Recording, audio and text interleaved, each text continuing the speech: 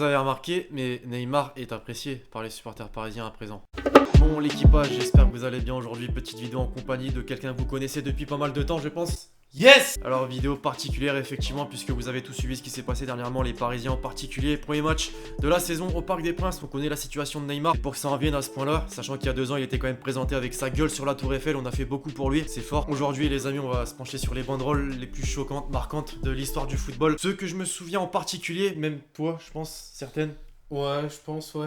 On va vite entrer dans le vif du sujet, mais juste avant, je vous rappelle que la vidéo du jour est sponsorisée par OneFootball, comme d'habitude, l'application numéro 1 dans le football. Le lien, comme d'habitude, les amis, est dans la description. Très rapidement, avant de commencer l'équipage, pensez à lâcher le gros pouce bleu sur la vidéo, c'est très important pour le soutien. On va se fixer l'objectif habituel des 4000 likes à 20 minutes ce soir. Merci à tous ceux qui vont contribuer. On est parti.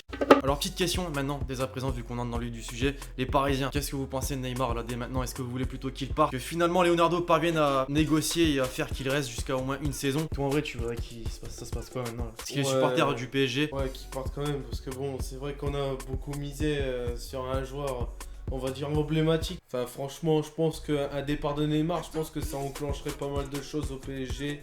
Peut-être la motivation aussi, parce que bon, c'est vrai qu'en termes de motivation, on est loin d'être sur un piédestal par rapport à certaines équipes de Ligue 1. Du coup, je vous ai posé la question, mais bon, je pense que les ultras parisiens, je connais un petit peu la réponse. Premier match de championnat contre Nîmes ce week-end, déjà une belle victoire 3-0, mais surtout des banderoles assez marquantes. Avec un beau casse-toi envers Neymar. Pensez avoir tout vu, mais non, on n'a pas tout vu. Se faire taper par une pute n'arrive pas qu'en remontada, tu t'en souviens? Si ça, c'est pas insolent, bordel. Donc moi, en vrai, si je pouvais donner un point de vue pour terminer rapidement avec Neymar, c'est que clairement, faut le laisser partir. On a compris que maintenant, il voulait plus porter le maillot parisien, qu'il voulait plus s'arracher pour le maillot, même si ça n'a jamais été le cas. Finalement, il a juste joué en Ligue 1 contre Dijon, il mettait des triplés. Et dès que ça jouait en Ligue des Champions contre des Bayern, contre des... Je sais même plus s'il a joué contre le Bayern, mais on s'en bat les couilles. T'as compris qu'il se donnait pas à fond et qu'il attendait juste une chose, même s'il était blessé, c'était de retourner au Brésil voir sa sœur. Bref, maintenant on passe un petit peu à autre chose, même si on parle encore du PSG, puisque on revient un petit peu dans le passé, en 2008 plus particulièrement. Je m'en souviens en particulier, pourquoi? Puisque je suis supporter du Racing Club de Lens. Il s'agissait en fait de la finale de la Coupe de France en 2008. Alors les Parisiens, vous vous en souvenez, les Lensois forcément, ça a marqué un petit peu tout le monde. Cette fameuse banderole où on pouvait lire pédophile, chômeur, consanguin, bienvenue chez les ch'tis. Bon voilà le cliché par excellence. C'est vrai que certains qui ne connaissent pas forcément le nord de la France aiment bien souvent rappeler ce petit truc. Ça peut être marrant, c'est vrai, mais c'est vraiment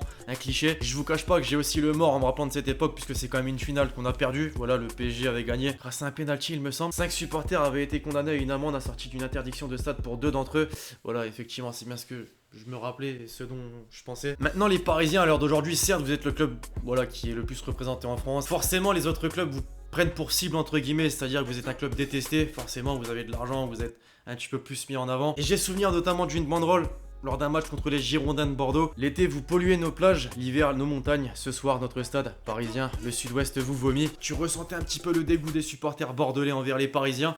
Et tiens justement en parlant de clubs français qui se détestent, c'est impossible de passer à côté du derby entre Lyon et Saint-Etienne. Forcément. La haine a toujours été viscérale je pense entre les supporters stéphanois et lyonnais. Dans les commentaires faites pas de guéguerre non vraiment. Parce que même si dans les années 70 Saint-Etienne était carrément au-dessus, voilà l'époque Platini tout ça, Lyon après a carrément pris le dessus voilà avec les années glorieuses, les 6-7 saisons où ils ont fini premier du championnat de France. Forcément que ça a laissé des traces. Et moi j'ai forcément souvenir de cette banderole lyonnaise. Elle est restée célèbre. Voilà, les Gones inventaient le cinéma quand vos pères crevaient dans les mines. Derrière la petite réponse des Stéphanois. Pendant que vos pères inventaient le cinéma, les nôtres niquaient. Voilà, on retient pas les mots. Comme on est sur des derbies, je pense que c'est essentiel de parler de mon club de cœur, le Racing Club de Lens. Les Lillois, j'ai rien contre vous en ce moment, vous êtes certainement l'une des équipes qui a le plus impressionné. La saison dernière, par exemple, avec la 2e place dans le championnat de France, Nicolas Pepe.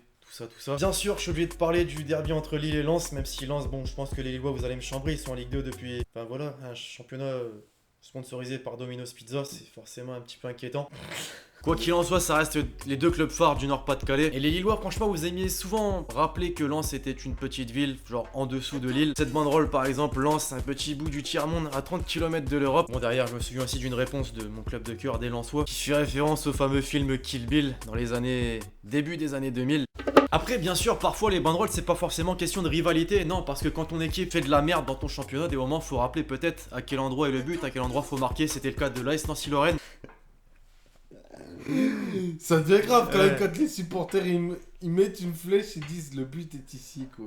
En 2012, l'AS Nancy-Lorraine voilà, n'était pas dans ses meilleurs jours, on va dire, puisque 2 mois sans marquer, Ça marque forcément les esprits, les supporters avaient quand même, pour ceux qui se rappellent, balancé une banderole avec une flèche en direction du but et avec une phrase, le but est ici, tellement ils étaient désespérés par l'inefficacité de leurs attaquants finalement. Bon, au moins c'était une manière simple, efficace et drôle surtout je pense de faire passer le message, ça c'est sûr. Bref les amis, dites-nous dans les commentaires si vous aviez d'autres banderoles marquantes dans l'histoire du football qu'on aurait pu mettre dans cette vidéo. Vraiment j'ai voulu mettre que celles dont je me souvenais et pas forcément celles que j'ai pu trouver sur internet. Je compte sur vous si vous avez kiffé la vidéo pour lâcher le gros pouce bleu, donner un avis dans les commentaires sur cette vidéo. Voilà, c'est vraiment très différent d'habitude. Je tourne une vidéo assez tard le soir, d'habitude je fais plus ça en journée, pas chez moi donc c'est un autre décor. Puis écoutez, d'ici là on se retrouve très vite sur la chaîne YouTube pour de nouvelles vidéos. C'était Lexity et Kevin. Ciao ciao.